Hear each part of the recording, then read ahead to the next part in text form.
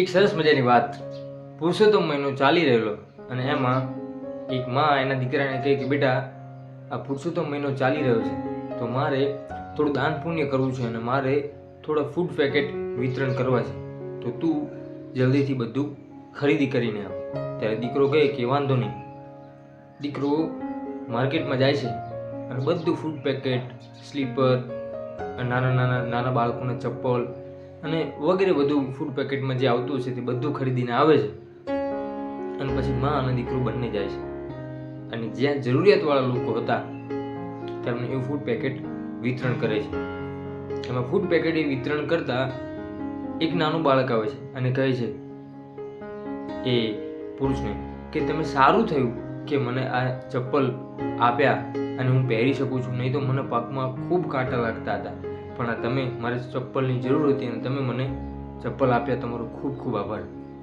થોડી વાર પછી એક બીજા ઉંમરલાયક વૃદ્ધ વ્યક્તિ આવે છે અને કહે છે કે આ સારું થયું તમે મને ફૂડ પેકેટ આપ્યું, કારણ કે હમણાં 11 નજીક છે અને મારે ભગવાન સત્યનારાયણની કથા કરવી છે, પણ મારી પાસે પ્રસાદ લાવવા માટે પૈસા નથી. એના માટે ઘી, ખાંડ, લોટ બધી વસ્તુ જોઈએ અને મારે પાસે એના પૈસા નથી.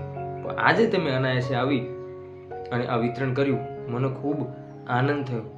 ભગવાન તમને ખૂબ જાજુ આપે, તમે ધાર્યું હશે એના કરતાં પણ વધારે ભગવાન તમને આપે, એવા મારા અંતરના આશીર્વાદ છે. એવું એ વૃદ્ધ મહિલાએ આ વ્યક્તિને કહ્યું. અને પછી ધીમે ધીમે સાંજનો સમય થયો ત્યારે એ વ્યક્તિએ વિચાર્યું કે ચાલો આપણે બધા અહીંયા ભેગા બેસીને જમીએ. બહારથી એને જમવાનું મંગાવ્યું અને બધા જે દરિદ્ર નારાયણ લોકો હતા એમને બધાને સાથે બેસી અને એ મા, દીકરો અને બીજા અન્ય લોકો બધા સાથે બેસી અને જમ્યા. અને પછી રાત્રે ત્યાંથી છૂટા પડ્યા અને આ વ્યક્તિ પોતાના ઘરે ગયો. સવાર પડતા એ પોતાના જોબ ઉપર ગયો ત્યારે એની કંપનીમાં જે 10 મોટા પ્રોજેક્ટ જે પાસ થવાના હતા એ સંપૂર્ણ પ્રોજેક્ટ આ વ્યક્તિના નામે પ્રોજેક્ટ પાસ થઈ અને એની પાસે આવ્યા. એને જોઈને અચરજ થયું. કરોડોમાં હતા એ મોટા પ્રોજેક્ટ અને એમાંથી ખૂબ ધન કમાઈ શકે. એ વ્યક્તિ ખૂબ ખુશ થઈ ગયો. સાંજે ઘરે આવ્યો અને એની માતાને બધી વાત કરી કે આવું રીતનું હતું અને આવા કંપનીની અંદર પ્રોજેક્ટ પાસ થયા છે અને એ પ્રોજેક્ટ બધા પ્રોજેક્ટ મારા નામે પાસ થયા છે, તો માં તું મને આશીર્વાદ આપ. એની માએ દીકરાને આશીર્વાદ આપ્યા અને સરસ મજાની વાત કરી જે તમારા અને મારા જીવનમાં વણી લઈએ તો જીવનમાં ક્યારેય તકલીફ ના પડે. એની માએ દીકરાને કહ્યું કે બેટા, આપણે ક્યારેક કોઈકને કંઈક આપીશું ને તો ભગવાન આપણને કંઈક આપશે. આપણે ક્યારેય કોઈનું લેવાની કે પડાવી લેવાની દાન ના રાખવી જોઈએ, પરંતુ આપણાથી બને એટલું લોકોની સેવા કરવી જોઈએ, લોકોની મદદ કરવી જોઈએ, લોકોની હેલ્પ કરવી જોઈએ. કારણ કે આપણે આપીશું તો જ ભગવાન આપણને આપશે.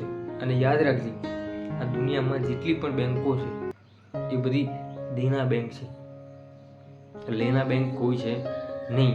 માટે આપણે આપણું કર્મ સારું કરીશું અને લોકોની સેવા કરીશું તો ભગવાન એનું ફળ આપણને ચોક્કસ આપશે.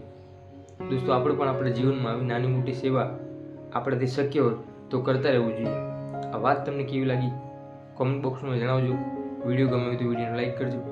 આવા જ બીજા સરસ મજાના વિડીયો જોવા માટે આપણી યુટ્યુબ ચેનલ હું અને મારી વાતોને સબસ્ક્રાઈબ કરજો.